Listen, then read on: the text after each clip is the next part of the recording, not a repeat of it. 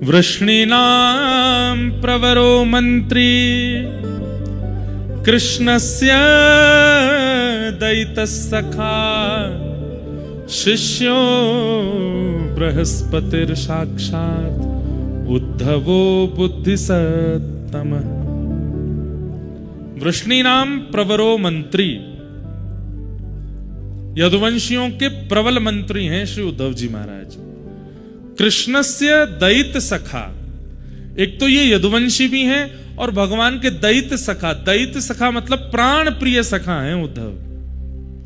शिष्यो बृहस्पतिर साक्षात, बृहस्पति के शिष्य हैं। साक्षात विद्या, चलती फिरती विद्या, बृहस्पति उनके ये शिष्य हैं।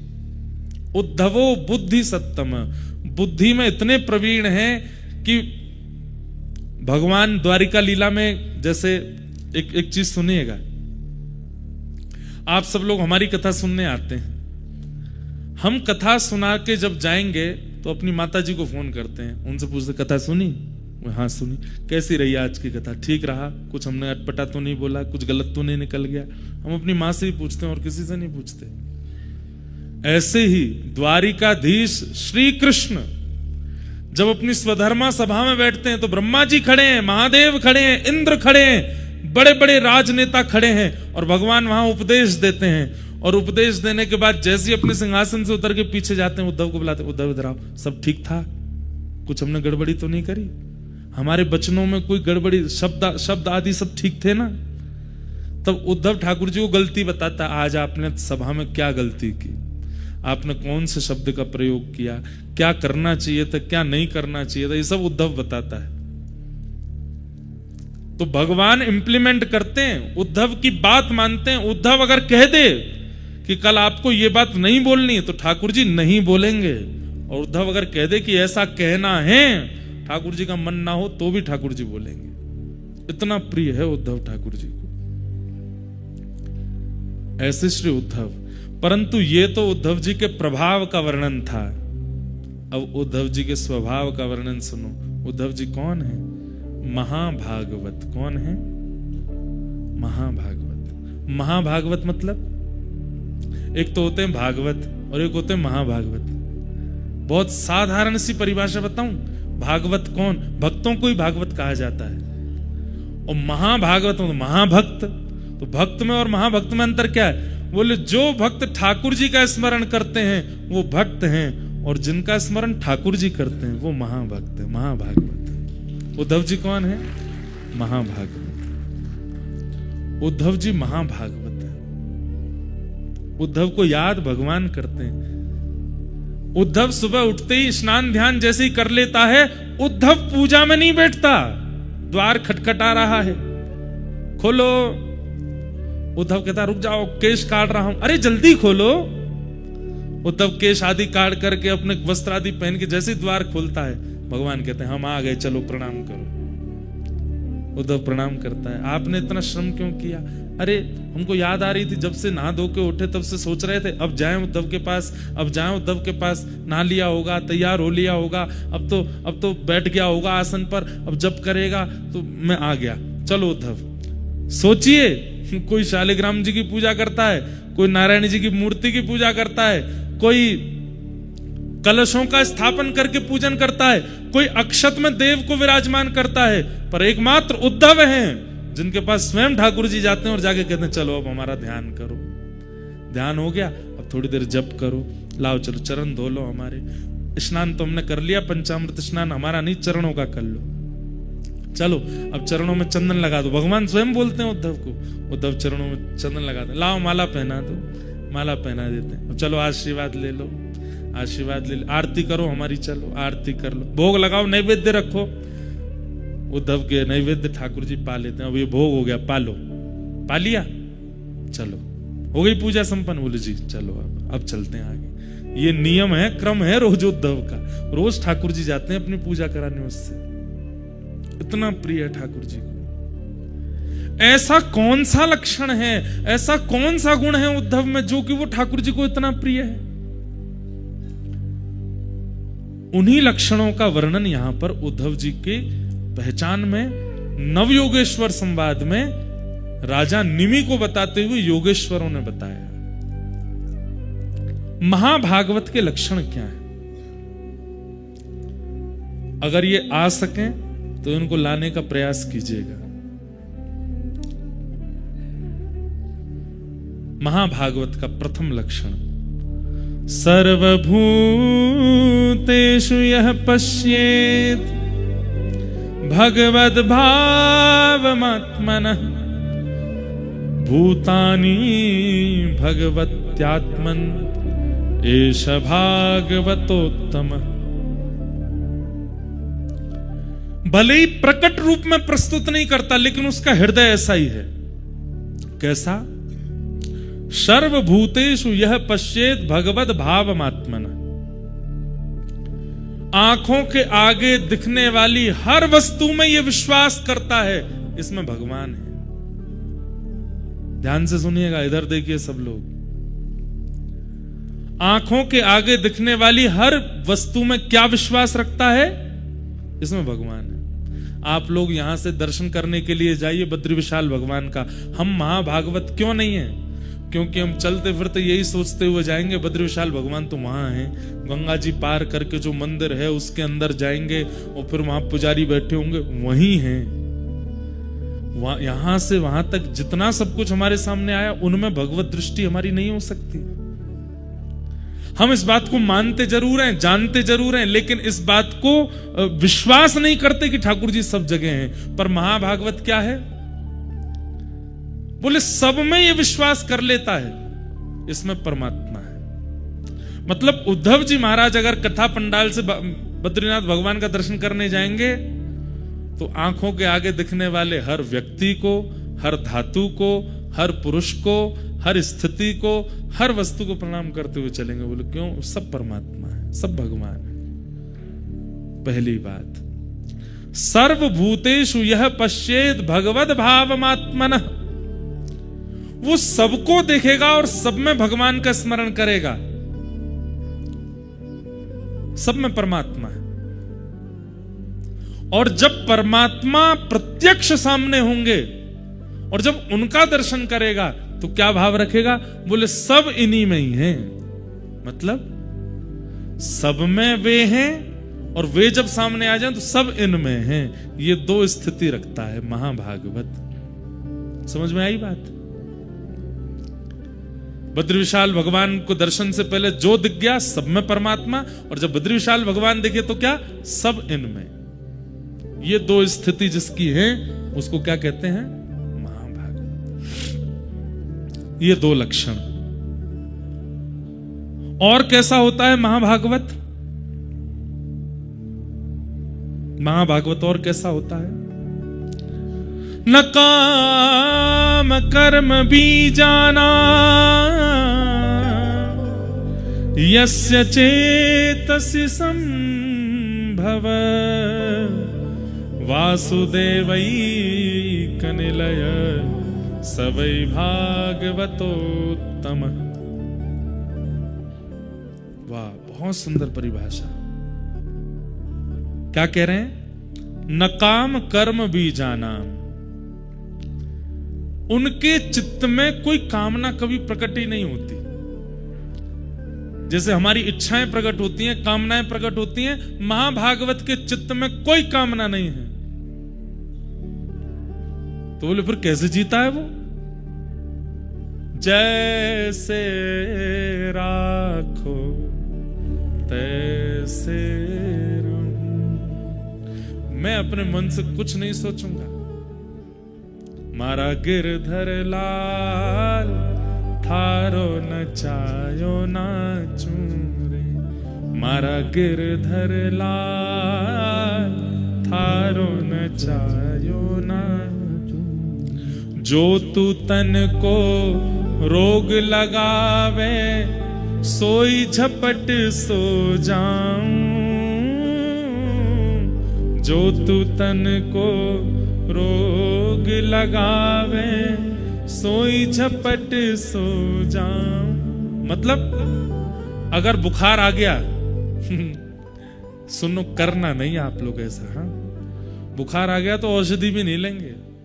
हे नाथ, बुखार आ गया, आपने बुखार दिया है, अब जब आप चाहोगे तभी ठीक होऊंगा मैं कोई प्रयास नहीं करूंगा। मेरे अंदर कामना है ही नहीं ठीक होने की, मेरे अंदर कामना बीमार होने की भी नहीं है, ठीक होने की भी नहीं है, स्वस्थ होने की भी नहीं है। आप चाहोगे तो मैं स्वस्थ हो जाऊंगा। जो तू तन को रोग लगावे सोई झपट सो जाऊं, जो तू काल रूप बने आवे, जो तू काल रूप बने आवे, मैं लपक गोद में आऊं आऊं, मारा गिरधर लाल थारो न चायो ना चुरे, मारा गिरधर लाल थारो न चायो। अगर ठाकुर जी आप मृत्यु बन करके आ गए, एक सेकंड भी विचार नहीं करूंगा मैं, उसी समय सब छोड़ के आपको अंक से भर लूंगा, कहूंगा नाथ ले चलो अपने साथ, मेरी कोई कामना ही नहीं है। इसे क्या कहते हैं? महाभागवत। सुनना सुन ही लीजिए, बनना बहुत कठिन है। उद्धव जी यही है, मतलब पूरा दिन निकल गया, कुछ नहीं पाया उद्धव जी ने। संध्या होते होते ठाकुर जी, और उद्धव ठीक हो? हाँ। कुछ खाया सुबह से? नहीं। तो क्यों? आपने खिलाया ही नहीं। तो भगवान को याद आती है, अरे ये तो महाभागवत है, खाएगा ही नहीं जब तक मैं नहीं खिलाऊं, आओ बैठो इधर। फिर ठाकुर जी उसको पवाते हैं, खा लेता है। मतलब देंगे ठाकुर जी तो स्वीकार है, नहीं देंगे तो कामना नहीं है उसकी। न कर्म न काम कर्म बीजानाम, कोई इच्छा नहीं है। न काम कर्म बीजानाम यस्य चेतस संभव, जो आप चाहोगे वो होगा। और वासुदेवैक निलय सवै भागवतोत्तम, अपने तन को क्या मानते हैं? वासुदेवैक निलय, मतलब भगवान का निलय। निलय का मतलब क्या होता है? घर। अपने शरीर को अपना नहीं मानते, अपने शरीर को भगवान का घर मानते हैं। ये ठाकुर जी का घर है। सुबह सुबह उठेंगे भी तो इसी भाव से उठेंगे, ओहो मंगला हो रही, आंख खुल गई, कपाट खुल गए। भीतर कौन है? ठाकुर जी हैं। उनकी शुद्धता पवित्रता, उनकी सेवा मुझको करनी है, तो हाथों से वही क्रिया कर रहे हैं जिससे भीतर के ठाकुर जी की सेवा हो, चरणों से वही क्रिया कर रहे हैं जिससे भीतर के ठाकुर जी की सेवा हो, नेत्रों से वही देख रहे हैं जिससे भीतर के ठाकुर जी को सुख मिले, मुख से वही ग्रहण कर रहे हैं जिससे भीतर के ठाकुर जी को सुख मिले। और कुछ भी ऐसी क्रिया नहीं जिसमें अपने सुख का विचार। मतलब अब बद्री विशाल भगवान है, आपको अगर निज सेवा मिल जाए तो आप तो सुख, ठाकुर जी को सुख मिले उसके लिए क्या कर दूं? घी का दिया जलाओ, ठाकुर जी को सोने का छत्र चढ़ाओ, ठाकुर जी को ऐसी पोशाक लगाओ, ठाकुर जी को ऐसा भोग लगाओ, उनके सुख का विचार करके आप सारी सेवा करोगे। ऐसे ही अपने चित्त में ठाकुर जी का भाव रख के, अपने चित्त में ठाकुर जी का विचार करके कि ये ठाकुर जी का घर है, इसमें ठाकुर जी विराजमान है। एक बहुत साल पहले एक पद बनाया था, बहुत कम गाया कथाओं में। तन तो मंदिर है, मन है वृंदावन, तन तो मंदिर है, मन है वृंदावन। ये तन क्या है? बोले तन तो मंदिर है, और इस तन में जो मन है वो मन वृंदावन है। तन तो मंदिर है, मन है वृंदावन, मन के वृंदावन में बसे हैं श्री राधा रमन, मन के वृंदावन में बसे हैं श्री राधा। वासना को छोड़ तू भक्ति पथ पे चल, वासना को छोड़ तू भक्ति पथ पे चल, वासना में क्यों फंसे आरती सजल। वासना मिटे नहीं, आत्मा मरे नहीं, तन का हो निधन। मन के वृंदावन में बसेंगे श्री राधा रमन। तन तो मंदिर है, मन है वृंदावन। मन के वृंदावन में बसे श्री राधा रमन। ये उत्तम भागवत की भावना है। तन तो मंदिर है और इस तन में मन क्या है? बोले मन है वृंदावन। और मन के वृंदावन में कौन बसे हैं? बोले श्री राधा रमण। जिस दिन इस बात को केवल बोलेंगे नहीं, सोचेंगे नहीं, विश्वास कर लेंगे, इस तन से ऐसी कोई क्रिया हो ही नहीं सकती जिससे पाप लगे। हम इस तन से पाप करते तब हैं जब इसको अपना मानते हैं और इस पर अपना अधिकार रखते हैं। परंतु ये तन ठाकुर जी का है और इसमें आवास ठाकुर जी का है, ये भावना करके जब इस तन से क्रियाएं की जाती हैं, कोई पाप नहीं होता। तो महाभागवत का दूसरा लक्षण क्या है? न काम कर्म भी जाना। हम आपसे फिर कह रहे हैं, ये कथा दोबारा नहीं होगी, सुन लीजिए। और ये कथा और कहीं होगी भी नहीं, बद्रीनाथ में ही हो सकती है। न काम कर्म भी जाना यस्य चेतसि संभव। अपने चित्त में कोई कामना नहीं है, अपनी कोई इच्छा नहीं है। प्रहलाद जी महाराज को हिरण्यकश्यप कहते हैं, जाओ इसको पर्वत से फेंक दो। तो प्रहलाद जी महाराज की इसमें सफाई नहीं देते। प्रहलाद जी की, पिताजी मेरे साथ ऐसा क्यों कर रहे हो, मैंने क्या अपराध किया, क्या गलत किया? नहीं, पिता ने कह दिया पर्वत से फेंकना है, तो प्रहलाद जी पहले ही तैयार हो गए, ले चलिए पर्वत पे फेंक दीजिए मुझे। होलिका दहन के लिए चिता पे बैठाना, पहले ही बैठ गए प्रहलाद जी। बस इतना बोले, पिताजी मैं तो ठीक है मुझे बैठा दीजिए, पर बुआ को मत बैठाओ आप। क्यों? मैं तो बच जाऊंगा, ये नहीं बचेंगी। प्रहलाद जी की अपनी कोई इच्छा नहीं है, वो सब ठाकुर जी पर अर्पित करके रहते हैं। ये महाभागवत का लक्षण। मीराबाई अपनी इच्छा से नहीं। मैं अभी मीरा चरित्र कह रहा था चंडीगढ़ में, तो वहां पर भी मैंने एक भाव प्रस्तुत किया कि मीराबाई ने मेवाड़ का त्याग तब तक नहीं किया जब तक गोस्वामी तुलसीदास जी की आज्ञा नहीं हो गई। गोस्वामी जी ने जब आज्ञा की, तजियता ही कोटि वही रसम यद्यपि परम स्नेही जाके ही न राम वै देही, तब उन्होंने राम जी की ही आज्ञा मानी कि राम जी आज्ञा कर रहे हैं, छोड़ के चली गई। अपनी इच्छा से कुछ नहीं किया। अपनी स्वेच्छा अगर मीराबाई ने कभी प्रकट की तो वो करी कब? अपने अंतिम दिन, जो मीराबाई का अंतिम दिन था पृथ्वी पर, बस उस दिन मीराबाई ने अपनी इच्छा प्रकट की। प्रीतम ज्यों जानो सुध लीजो, मीरा के प्रभु गिरधर नागर मिल बिछुरन मत दीजो। बस ये इच्छा प्रकट करती है मीराबाई कि अब नाथ मिल गए हो, अब मुझसे बिछड़ो मत। बस इसके अलावा कोई इच्छा मीराबाई ने भी कभी प्रकट नहीं की। महाभागवत है ही वो जो इच्छाओं में रहता ही ना हो। तो महाभागवत का दूसरा लक्षण क्या है? कि वो कोई इच्छा नहीं प्रकट करता। तीसरा लक्षण क्या है? वो शरीर को भगवान का ही घर मानता है। इस शरीर में ठाकुर जी विराजमान हैं, तो इस शरीर से वही क्रिया हो जो मंदिर की होती है, और कोई क्रिया इस शरीर से नहीं। महाभागवत का चौथा लक्षण क्या है?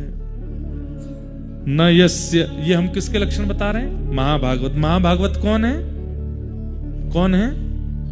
उद्धव जी। द्वादश महाभागवतम 12 हैं, 12 में से एक उद्धव जी। उनका लक्षण क्या है? न यस्य जन्म कर्माभ्याम न वर्णाश्रम जातिभिः सज्जतेऽस्मिन् अहं भावो देहे वै सहरे प्रिय। बहुत सुंदर। न यस्य जन्म कर्माभ्याम न वर्णाश्रम जातिभिः, ना तो वे कभी अपने जन्म की शिकायत या फिर जन्म का अभिमान करते हैं। छोटे कुल में जन्मे तो इस बात का उनको कोई कष्ट नहीं होता, उच्च कुल में जन्मे तो इसका अभिमान नहीं होता। न वर्णाश्रम जाति भी, ना वो किसी वर्ण को मानते हैं ना किसी जाति को मानते हैं, वो एक रस रहते हैं। सर्वम खलु इदं ब्रह्म, सब में ठाकुर जी हैं। हरिराम व्यास, हरिराम व्यास जी नाम सुना है? जुगल किशोर को लाड़ लड़ायो नवल कुंज ही अमाय, कुंजन कुंजन की रज धारे हरि व्यास युगल यश गाय। वृंदावन प्यारो वृंदा श्री वृंदावन, वही हरिराम व्यास। उन हरिराम व्यास जी की चरित्र में आता है, बहुत सुंदर पद है कि सब छोड़ करके ओरछा से वृंदावन आ गए, तो उनके परिवार के लोग उनको ढूंढते ढूंढते आए वृंदावन। और जैसे ही वृंदावन आए तो हरिराम व्यास जी तो घबरा गए, बोले मुझे घर वर नहीं जाना, अब मैं तो यहीं रहूंगा। लेकिन परिवार के लोग माने नहीं। तो हरिराम व्यास जी बोले, परिवार कब तक हमको हमारे पीछे पड़ रहा है? जब तक इनको ये लग रहा है कि मैं इनके लायक हूं।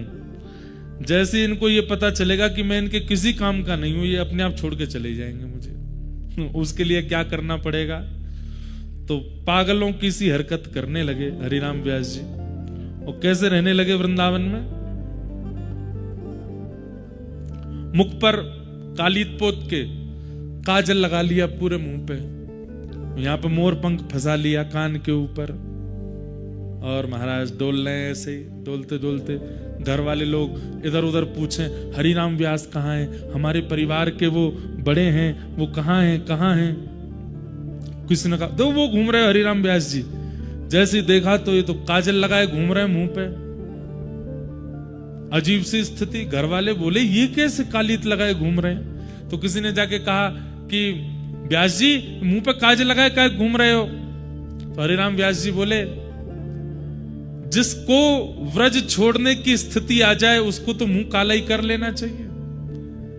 हम यहां व्रज रहने के लिए आए, पर ये हमारे परिवार वाले पीछा नहीं छोड़ रहे हैं, हमको वापस ले जा करके मानेंगे। तो अगर वृंदावन से जाने की स्थिति बन जाए तो मुंह तो काला कर लेना ही चाहिए। ये सबसे बड़ी अपमान की बात है हमारे देह के लिए कि वृंदावन प्राप्त होकर के भी छोड़ना पड़ रहा है।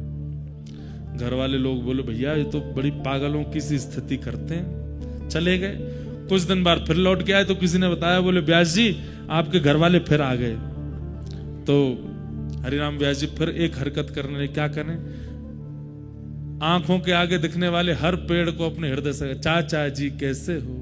दूसरे पेड़ को हृदय, अरे मेरे ताऊ जी तुमने ही तो सर्वस्व दिया, अरे तुम तो मेरी बहन हो। मतलब वृंदावन के रूख हमारे माता पिता गुरु बंधु।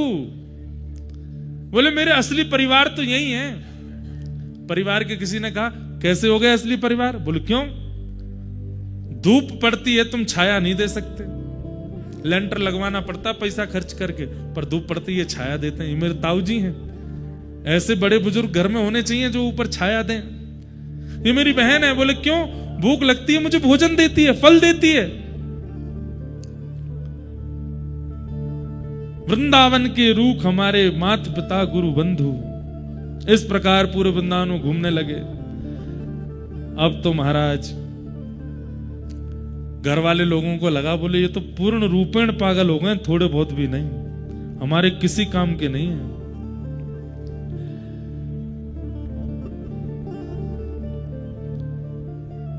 एक दिन हरिराम व्यास जी ने देखा कि घर के सब लोग पीछे पड़े हैं, तो हरिराम व्यास जी दौड़ते दौड़ते गए, बिहारी जी के मंदिर गए, पुजारी जी से कहा हमको प्रसादी दे दो। पुजारी जी बोले प्रसादी तो बट गई, अब तो बची नहीं।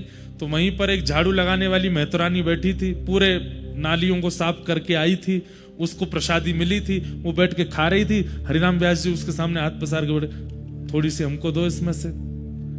तो महतरानी बोली व्यास जी थोड़ा दूर बैठिए, हमसे लोग छुपते तक नहीं है और आप हमारी थाली में से प्रसाद मांग रहे हो। अरे आप हरिराम व्यास हैं, पूरे भारत के विद्वानों पर दिग्विजय प्राप्त कर चुके हैं, आप मुझसे कैसे मांग सकते हैं? मेरे हाथ का छिवा आप कैसे खा सकते हैं? हरिराम व्यास जी बोले देख मैं व्यास तू महतरानी, लेकिन चाहे तेरे हाथ में जाए चाहे मेरे हाथ में जाए, प्रसाद अपनी जाति नहीं बदलता। प्रसाद प्रसाद ही रहता है। प्रसाद बिहारी जी का ही रहेगा, प्रसाद पकौड़ी ही रहेगा, प्रसाद कड़ी ही रहेगा। तो मैं और तू ठाकुर जी के प्रसाद को लेके जाति में क्यों विभाजित हो जाते? चल जल्दी दे दे। ये बात सुन के मैत्रानी ने अपने हाथ की प्रसादी दे दी और जैसी प्रसादी खाई महाराज, व्यास मिठाई विप्र की तामे लागे आग, वृंदावन की स्वपच की झूठन खाइए माग। बोले भैया कोई बड़ो विप्र अगर आपको मिठाई खवा रहा हो तो वहां में आग लगाए दो, लेकिन वृंदावन का एक स्वपच व्यक्ति भी अगर अपनी झूठन दे रहा हो तो उसको खाने में भी कोई लज्जा मत करो। आहा, एक पद और है, मुझे मिल नहीं रहा है। वृंदावन के हरिराम व्यास जी कहते हैं कि बड़ी बड़ी पोथियां, हुआ क्या कि जैसे ही महतरानी के हाथ से पकौड़ी खाई इन्होंने, तो घर परिवार के लोग बोले काजल लगा के घूम रहे थे तब हमको इतना कष्ट नहीं हुआ, ये वृक्षों से गले मिलते घूम रहे थे तब हमको इतना। पर ये बताओ, झाड़ू लगाए हाथ में बैठी है, नाली साफ करके आई है, उसके हाथ से जो है पकौड़ी खा गए। घरवार लोगों ने कहा अब व्यास जी से हमारा कोई संबंध नहीं, भैया ये पागल हो चुके हैं, हमारे लायक नहीं। तो हरिराम व्यास जी बोले बताओ, बड़े बड़े वेद मंत्र घर नहीं छुड़वा पाए, बड़े बड़े उपनिषद घर नहीं छुड़वा पाए, एक महतरानी की पकौड़ी ने छुड़वा दी, एक महतरानी के हाथ की पकौड़ी ने घर छुड़वा दिया। ऐसे हरिराम व्यास। तो ये महाभागवतों के लक्षण है। कैसे भैया देखो, एक बात बोलूं, मैं व्यास मंच से बोल रहा हूं, कई बार अगर मेरे पास वाला भी इस ऐसी हरकत करेगा ना तो हो सकता है मेरी भी दोष दृष्टि हो जाए, भाई ऐसे कैसे खा रहा है। परंतु ये नहीं है, हम अभी महाभागवत हुए नहीं है इसलिए हमारे अंदर दोष आता है। महाभागवतों में दोष नहीं होता।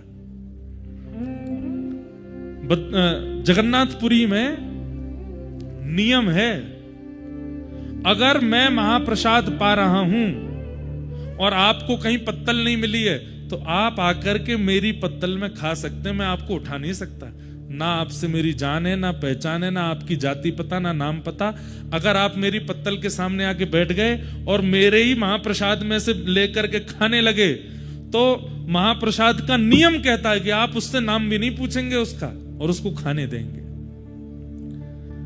स्कंद पुराण में श्री वेदव्यास जी महाराज कहते हैं केवल मानव नहीं, आप प्रसाद पा रहे हैं महाप्रसाद, और उतने में कोई कुकर सूकर या फिर बिल्ली आ गई और उसने आकर के अपनी जीभ से आपके महाप्रसाद को चाटना शुरू कर दिया, आप उसको भी नहीं भगा सकते। ये महाप्रसाद की महिमा है। इसलिए श्री जगन्नाथपुरी में यह स्थिति लागू है आज भी। हम तो वहां कभी एक पत्तल में अकेले बैठ के पाते नहीं, हम तो सब अपने ब्राह्मण देवता सब लोग बैठते हैं, आसपास बैठ जाएंगे। कभी इसके में से दाल उठा के पा ली, इसके में से चावल पा लिए, कोई ज्यादा पड़ जाता है, पेट भर गया, खब नहीं रहा, तो एक को बैठा, भाई तुम बैठो तुम पाओ। और वहां ये नियम है, वो महाप्रसाद अपवित्र नहीं होगा, क्योंकि वहां का महाप्रसाद भी महाभागवत है।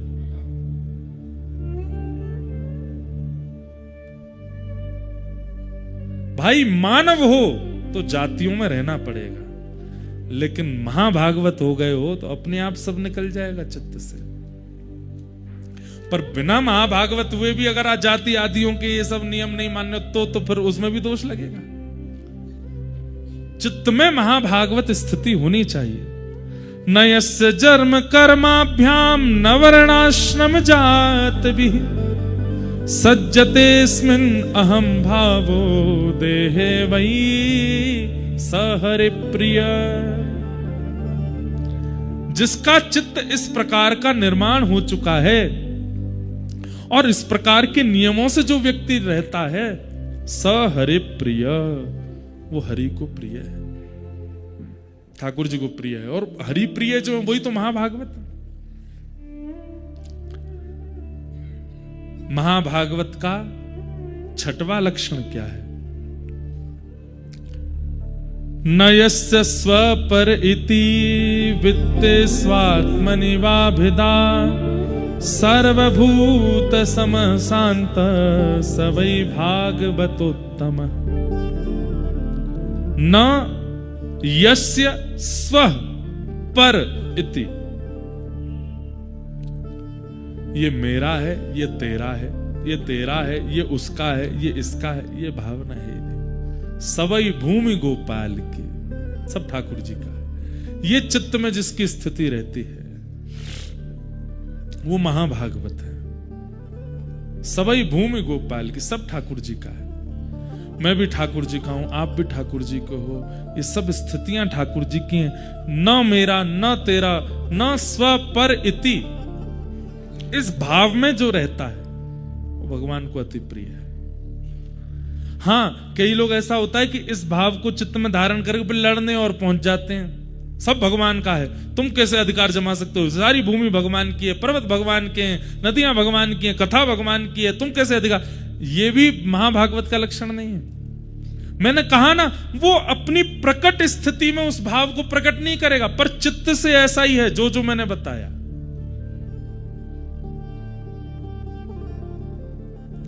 न स्व पर इति, ना अपनी स्थिति रखता है, ना किसी पराये का भाव रखता है, सब ठाकुर जी का है। इस भाव में जो रहे वो महाभागवत है। और महाभागवत का मतलब क्या है?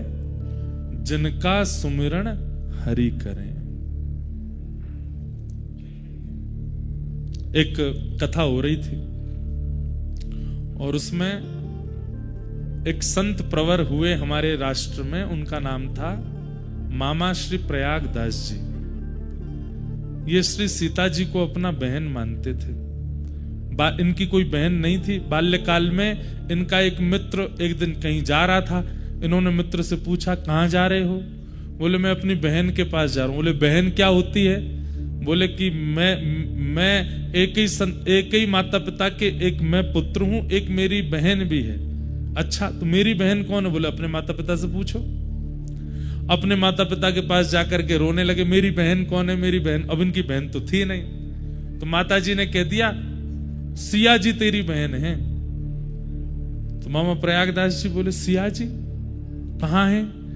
बोले, उनकी शादी हो गई। तो कहाँ रहती हैं? बोले, अयोध्या जी में रहती हैं। अच्छा, मेरे जीजा जी कौन है? बोले, जीजा जी तुम्हारे राम जी। इतना अखंड विश्वास कर लिया इस बात पर, अब तो मां के पीछे पड़ गए, मैं बहन के घर जाऊंगा। तो बोले, चला जा अयोध्या। बोले, बहन के घर खाली हाथ नहीं जाते, खीर बना के दो। मैया से खीर बनवा के ले गए और अयोध्या में जाकर के सबसे ये नहीं पूछे सिया जी कहाँ हैं? बोले, मेरी बहन कहाँ है? अब सब लोग बोले, तुम्हारी बहन हमको क्या पता कहाँ है? कोई नाम पता है? वो नाम पता तो नहीं, बस बहन का नाम, जीजा जी का नाम पता। बोले, क्या नाम है? बोले, बहन है सीता जी, जीजा जी है राम जी। संत जनों के नेत्र सजल हो जाते। वाह, अच्छा तुम्हारी बहन है? बोले, हाँ। मेरी माँ ने कहा उनका ब्याह हो गया, मेरे को याद ही नहीं वो कैसी दिखती हैं, मैं देखने आया हूं उनको।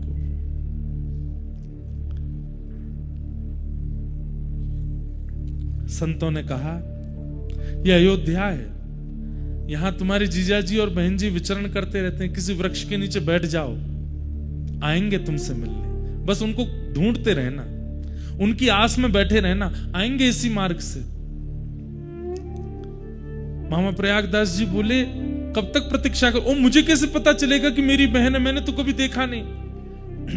बोले, अरे तुम्हारी बहन छोटे मोटे घर में नहीं भी आई है? रघुकुल कमल दिवाकर, एक छत्र सम्राट, महाराज दशरथ के पुत्र हैं श्री राघव जी, तुम्हारे जीजा जी। जब वे निकलती हैं तो आगे सैनिक, पीछे सैनिक, इधर सखियां, उधर सखियां, और मध्य में एक श्वेत हाथी। उस श्वेत हाथी के ऊपर स्वर्ण का एक सिंहासन, उस स्वर्ण सिंहासन पर अनंत मणियां जड़ी होंगी, ऊपर चमर लगा होगा, ऊपर सुंदर छत्र लगा होगा, उस पर आगे जीजाजी बैठे होंगे, पीछे घूंघट करके तुम्हारी बहन बैठी होंगी।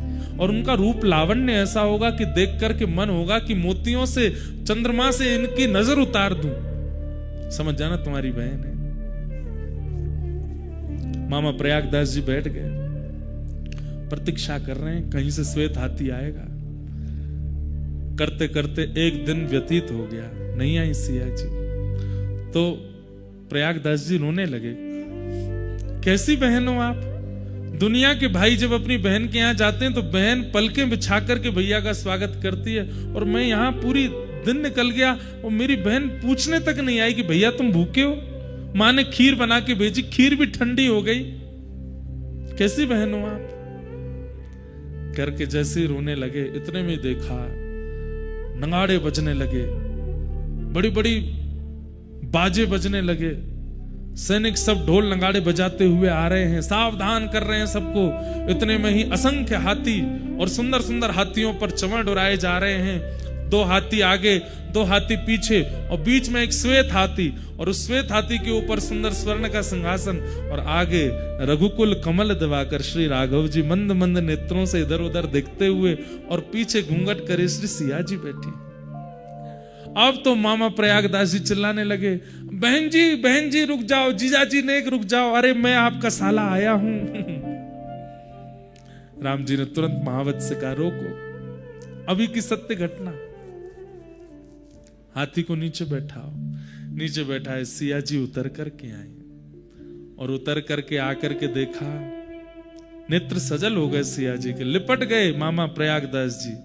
बहन जी आपने मेरी सुध नहीं ली, मैंने पहली बार देखा आपको, मां ने बताया आप बहुत सुंदर हैं, और देखिए ना आप सुंदर ही हो।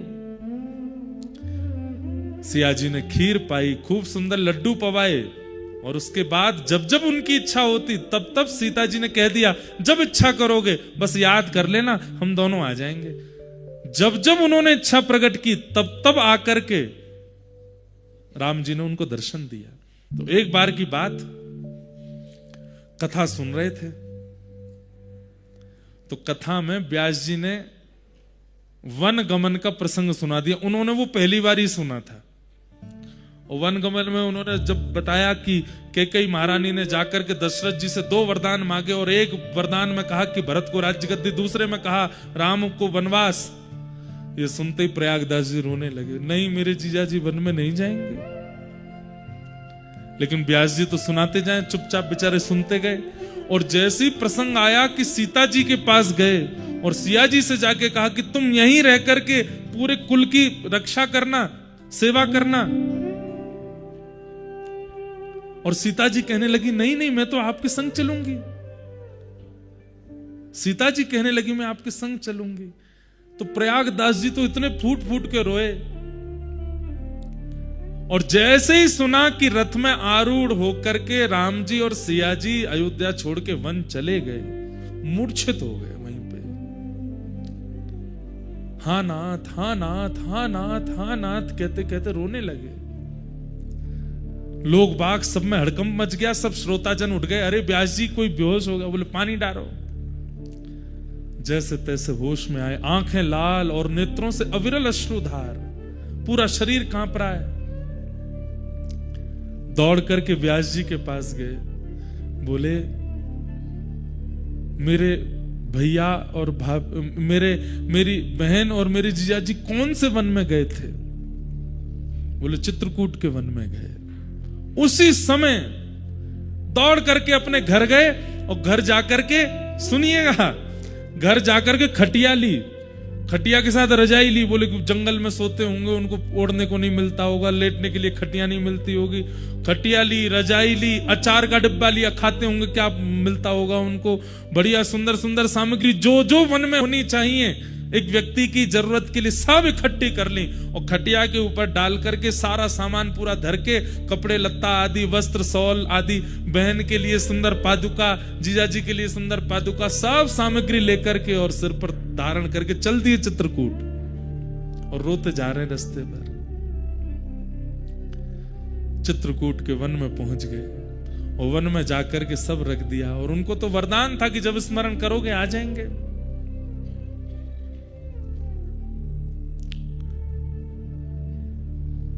स्मरण किया, कहां है बहन जी, कहां हो, हे सीता बहिना कहां हो, हे राघव जीजा जी कहां हो, हे हमारे पहुना आप कहां हो, ऐसे चीख चीख के पुकारने लगे। इतने में ही सीता जी बोली, अरे देखो प्रयागदास जी ने कहीं से हमारा वनवास सुन लिया है, अभी जाके वन में ढूंढ रहे हैं। सीता जी इतने में प्रकट हो गई, राम जी प्रकट हो गए, तुरंत चरणों में लिपट गए, बोले कि अरे आप तो कृपा करो, आप वन में क्या कर रहे हैं, आप वन में क्यों घूम रहे हैं। सिया जी बोली, नहीं नहीं नहीं, वो 14 वर्ष का वनवास हुआ था, पर 14 मिनट ही हम लोग वन में रहे, उसके बाद दशरथ जी हमको वापस ले आए और फिर जनक जी भी ले आए और सब ला करके हमको राजमहल में बिठा दिया। अब वनवास नहीं है, वो तो हो गया पूरा, 14 मिनट के लिए गए थे भैया, कर करा के आ गए वापस, आप चिंता मत करो बिल्कुल भी। प्रयागदास जी बोले, मैं तो आपके लिए खटिया लेके आया, रजाई लेके आया, सब सामान लेकर के आया कि आप कहीं वन में होंगे, आपको कष्ट नहीं हो। वो नहीं नहीं, हमारा तो वनवास पूरा हो गया, अब आप प्रेम से खटिया लाए हो, इस पर पड़ जाओ, प्रेम से आनंद करो, कोई चिंता की बात नहीं है, हम राजभवन में सुख ले रही हैं। बस ये सुनते प्रयागदास जी नाचने लगे, बोले मेरी बहन सुख में है ना, कोई कष्ट तो नहीं। राम जी को बोले बिल्कुल कष्ट नहीं देना इनको। राम जी बोले बिल्कुल नहीं देंगे, चिंता मत करो। महाराज एक पेड़ के नीचे खटिया बिछा ली उसी दिन। जब ये सुन लिया कि सिया जी सुखी हैं, उस दिन के बाद अपनी अंतिम श्वास तक प्रयागदास जी ने भजन ही नहीं किया, पड़े रहते बस। कोई आगे कहता भजन कर लो, बोले क्या करना, हमारी बहन सुखी है, अब क्यों भजन करना। बहन को कष्ट होता, किसी प्रकार की कोई पीड़ा होती तो उसके लिए भजन करते। हमारी बहन तो आगे बता के गई बहुत प्रसन्न है, वो तो कनक भवन में विराजती हैं, आनंद से रहती हैं।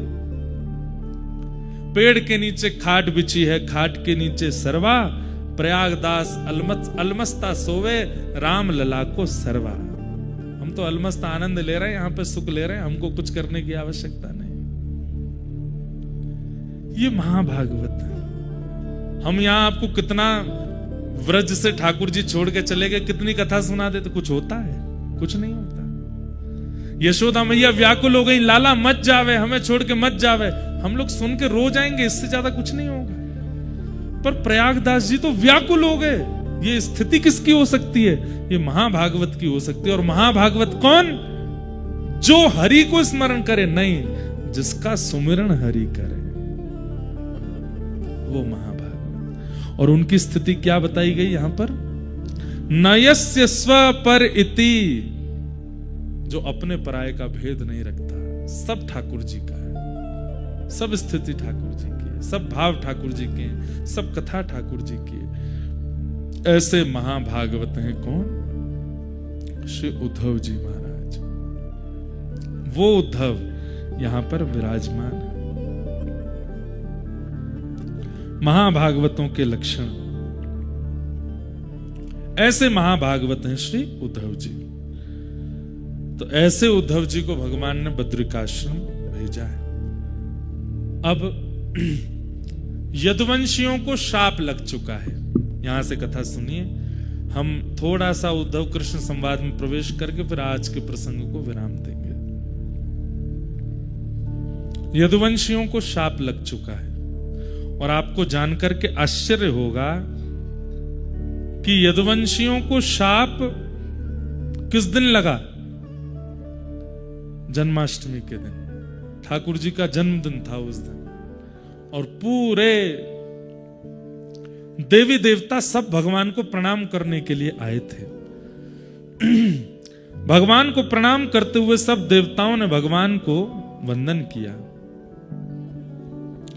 नतास्मते नाथ पदारविंदम बुद्धिन्द्रिय प्राण मनोवचो भी यद्यत् यत्यतेऽन्तर्हृदि भावयुक्ते मुमुक्षुभिः कर्मयोरुपपाशात्। देवताओं ने आकर के भगवान को प्रणाम किया और प्रणाम करते हुए सब देवता भगवान को वंदन करने लगे। आपके चरण कमलों की महिमा, आपके मुखमंडल की महिमा, आपकी बुद्धि की महिमा, आपके स्वभाव की महिमा, सब महिमा गाने लगे। भगवान थोड़ी देर महिमा सुनते सुनते बोले, मूल बात पे आओ, बात क्या है, इतना महिमा मंडन क्यों कर रहे हो?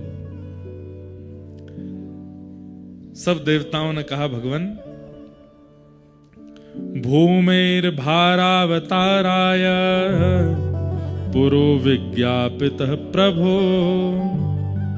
हे नाथ, आप जिस कारण से अवतार धारण किए थे वो काम आपका पूरा हो गया। भगवान के अवतार के कारण क्या है? पहला कारण धर्म संस्थापनार्थाय, धर्म की स्थापना। दूसरा कारण क्या है? वैष्णव संत और भक्तों को दर्शन, वो भी पूर्ण हो गया। तीसरा कारण क्या है? राक्षस दुष्ट और दैत्यों का वध। ये भगवान का कारण है आगमन का। देवताओं ने जाकर के कहा कि नाथ, आपका अब कारण पूरा हो चुका है, अब आप वापस वैकुंठ चलो, अपनी लीला पूरी कर दीजिए। और आज तो यदुवंशियों को शाप भी लग गया है, अब नाथ आपको वापस चलना चाहिए। देवताओं की बात सुनकर के भगवान थोड़े गंभीर हो गए और गंभीर होकर के बोले, मैं अगर चला गया तो मेरे भक्त कहां जाएंगे? मैं अगर चला गया तो मेरे आश्रय में जीने वाले ये सब लोगों का कल्याण कैसे होगा? मैं अगर चला गया तो इस पृथ्वी की रक्षा कौन करेगा? धर्म की स्थापना जो मैंने करी है वो कैसे पूर्ण होगी? तब देवता जन भगवान से कह रहे हैं कि हे नाथ, आपने जितने भी लीलाएं की हैं उन लीलाओं का श्रवण, कथन, पठन और विचार अब यही मानवों का कल्याण करेगा। आपकी उपस्थिति आवश्यक नहीं है अब मानव कल्याण के लिए। आपकी लीला का अनुसरण और आपकी लीला का चिंतन, कथा का श्रवण, उसी से ही मानव का कल्याण हो जाएगा। कृपा करके अब तो आप चलिए। तब भगवान ने मन में विचार किया और यहां पर स्पष्ट ब्रह्मा जी कहते हैं कि भगवान कितने वर्ष के हो गए आज? आज जन्माष्टमी है तो यहां लिखा है सारस्वतम व्यतीयाय पंचविंशाधिकम प्रभो। बोले कितने वर्ष के हो गए आज ठाकुर जी? बोले 125 वर्ष के हुए। उद्धव कृष्ण संवाद जन्माष्टमी को ही प्रारंभ हुआ है और 125 वर्ष की आयु में ठाकुर जी ने उद्धव को यह ज्ञान उपदेश दिया है। महाभारत का युद्ध बताते हैं उस समय ठाकुर जी 80 या 90 के मध्य में थे, लेकिन भगवान की आयु सुनकर के आप किसी भी रूप में भगवान की वृद्धावस्था का अनुभव मत कीजिएगा। ठाकुर जी वृद्ध नहीं है, ठाकुर जी 125 वर्ष के हैं। भगवान का पुत्र प्रद्युम्न 80 वर्ष का है। भगवान का परपुत्र 50 वर्ष का है। लेकिन जब एक साथ भगवान, पुत्र और परपुत्र तीनों खड़े हो जाते हैं तो भगवान लगते हैं बालक। 16 वर्ष के बालक कैसे? भगवान की अवस्था 16 वर्ष की रहती है। रेशे नहीं आते ठाकुर जी को, हमारी तो दाढ़ी मूछ भी आ जाती है। ठाकुर जी को वो जो प्रारंभिक रोए होते हैं ना, जो 13-14 वर्ष के बालकों के आ जाते हैं, वह भी प्रकट नहीं होते ठाकुर जी के। तो भगवान की आयु 125 वर्ष है, पर शरीर पर कोई भी भाव ऐसा नहीं है कि कमर झुक गई हो, लंगड़ा के चल, कुछ नहीं। 16 वर्ष के लाला की तरह उछल कूद करते घूमते हैं सब जगह। एक बाल भी श्वेत नहीं है ठाकुर जी का। काल का प्रभाव नहीं होता। तो आज भगवान 125 वर्ष के हो गए और उस समय देवताओं ने आकर के भगवान से प्रार्थना की कि नाथ अब चलिए। भगवान बोले ठीक है, हम योजना बना करके आते हैं, तुम सब वैकुंठ में व्यवस्था करो। और उसी समय भगवान ने उद्धव को बुलाया और उद्धव से कहा, उद्धव अब लीला संवरण का समय आया है, मैं समस्त यदुवंशियों को लेकर के जाऊंगा और जाकर के सोमनाथ भगवान का यज्ञ कराऊंगा, वहीं इनको शाप लगेगा और धीरे धीरे फिर ये यदुवंशी आपस में लड़ झगड़ करके मरेंगे, लेकिन तुम यहां रहोगे। तुम्हें मैं कुछ ज्ञान उपदेश करना चाहता हूं, वो तुम बहुत ध्यान से सुनो। उद्धव जी के नेत्रों में आंसू भरे। लीला संवरण की बात क्यों कर रहे हैं ठाकुर जी? और जब सब यदुवंशियों को संग ले जा रहे हैं तो मैं भी तो आपका हूं, मुझे भी ले चलिए, मैं आपके साथ क्यों नहीं जा सकता? ठाकुर जी बोले, तुम उत्तराधिकारी हो। किसके? मेरी भक्ति गादी के उत्तराधिकारी हो। मैंने धर्म का उत्तराधिकारी दुनिया को बना दिया, लेकिन मैंने जो भक्ति प्रेम की व्यवस्था की है उसके उत्तराधिकारी तुम हो उद्धव, इसलिए तुम्हारा रहना आवश्यक है। और तुमने कामना की है व्रजमंडल की प्राप्ति की, इसलिए तुम्हें तप करना पड़ेगा। तो इसलिए अब तुम रहोगे यहां पर। क्या आज्ञा है मेरे लिए? तब भगवान प्रथम आज्ञा देते हैं। ध्यान से सुनो, भगवान कह रहे हैं, तम तु सैव परित्यज्य स्नेहं स्वजन बंधुषु मय्या वेशय मनः सम्य समुद्रेग विचरस्वगा। क्या करो? तम तु सर्वम परित्यज्य, अब तुम सब छोड़ दो। और यहां पर सर्वम के बाद एक शब्द कहा है भगवान ने, और वो शब्द का नाम क्या है? स्नेहम। बोले तुम्हारा सब लोगों से जो स्नेह है उस स्नेह का त्याग कर दो। व्यक्ति का त्याग हम लोग कर देते हैं, लेकिन उसके प्रति जो हमारा स्नेह, इच्छा, ममत्व, उसका हम त्याग नहीं कर पाते। और एक और बात सुनिए, अहमता ममता अलग बात होती है। श्रीमद् भागवत जी के प्रारंभ में अहमत्व और ममत्व के त्याग की बात आती है, लेकिन आज ठाकुर जी ने भागवत जी के विश्राम में एक शब्द और कहा है। क्या? स्नेहम परित्यज्य। सब लोगों को छोड़ना बड़ी बात नहीं है। अब आप छोड़ छाड़ करके बद्रीनाथ आ गए, पर चिंता लगी भैया, घर में क्या हो रहा होगा, वो क्या कर रहे होंगे, वो कैसे कर रहे होंगे, अब क्या हो रहा होगा, कहीं ऐसे खराब तो नहीं कर दिया होगा। फिर फोन लगा, अब तो नेटवर्क आने लगे। हम तो उस काल में बद्रीनाथ आए जब यहाँ पे घूमना पड़ता था, तब कोई आके बोलता था, सुनो कहाँ, हेलीपैड के पास जाओ, वहां नेटवर्क है। वहां जाके फोन लगा रहे हैं घर वाले, हाँ ठीक हो, सब ठीक है। 3 दिन से घर वाले रो रहे हैं, क्यों? कोई अते पते ही नहीं है, गया है। 3 दिन बाद फोन लगा तो पता चली कि हाँ ठीक है, जीवित है। ऐसी स्थिति थी बद्रीनाथ की। गीजर नहीं होते थे कमरों में, तप्त कुंड की बाल्टी आती थी 15 रुपए में, और वो बाल्टी जब तक कमरे पे आती तब तक ठंडा ही हो जाता था। बच्चे कुछ जितना वो गर्म होता था उसी से ही नहाना पड़ता था। कई बार तो बेचारे कोई स्नान करने के लिए गए, उनको पता चली कि तप्त कुंड का पानी, और सोचा गर्म ही होगा, मग्गा डाल के जैसे ही डाला, भीतर से ही चीख निकली महाराज। वो सब स्थिति भी देखी है।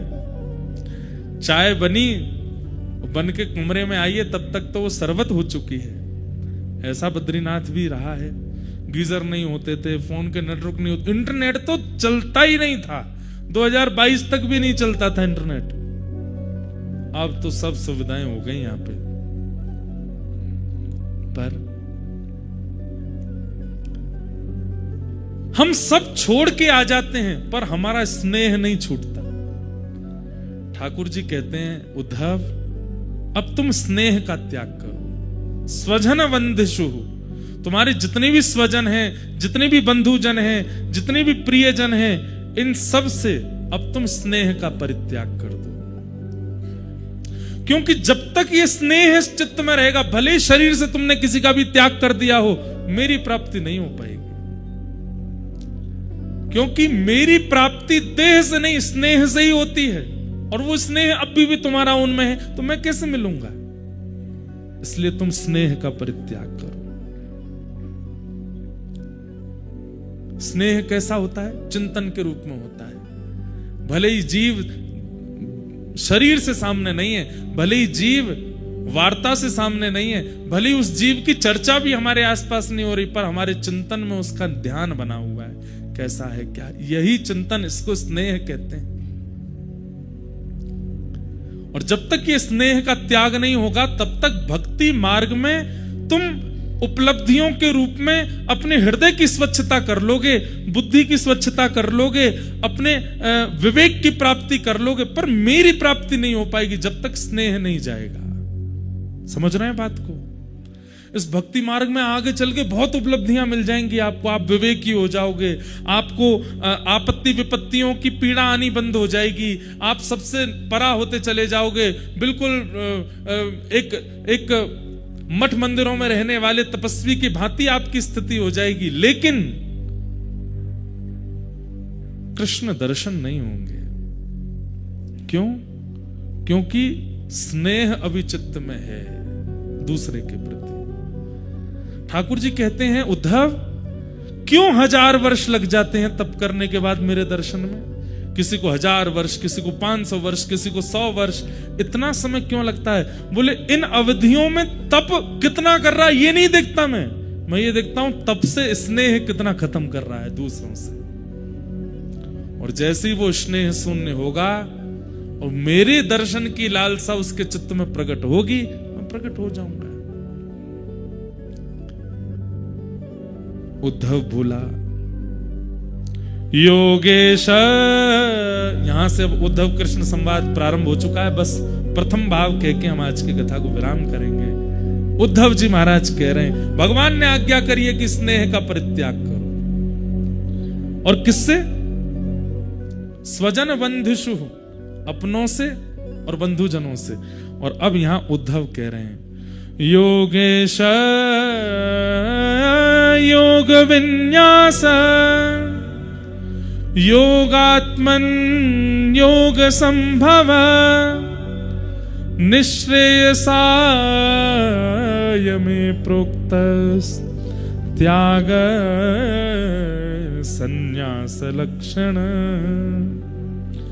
त्यागोयम दुष्करो भूमन् कामानां विषयात्मभि सुतरां त्वयि सर्वात्मन् भक्तैरिति मे मति। हे नाथ, योगेशः योग विन्यासः योगात्मा योग संभव। हे योगियों के अधीश्वर, मुझे सन्यास के लक्षण बताइए। आपने कह तो दिया कि स्नेह का परित्याग कर दो, पर यह बहुत कठिन है। त्यागोयम दुष्करो भूमन, त्याग करना बहुत कठिन है संसारी जीव के लिए।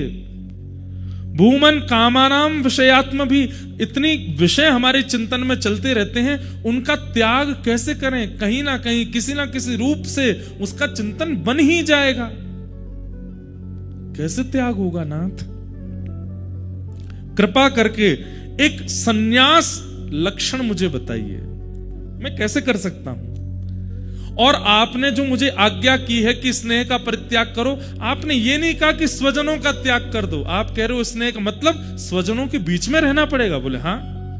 बोले शरीर से इन लोगों के बीच में रह के मैं इनसे स्नेह का परित्याग कैसे कर सकता हूं? ये मेरे समझ में नहीं आ रही है नाथ। भगवान बोले ये तो हम कल समझाएंगे 3 बजे से कि कैसे होगा सबके बीच रह के स्नेह का परित्याग।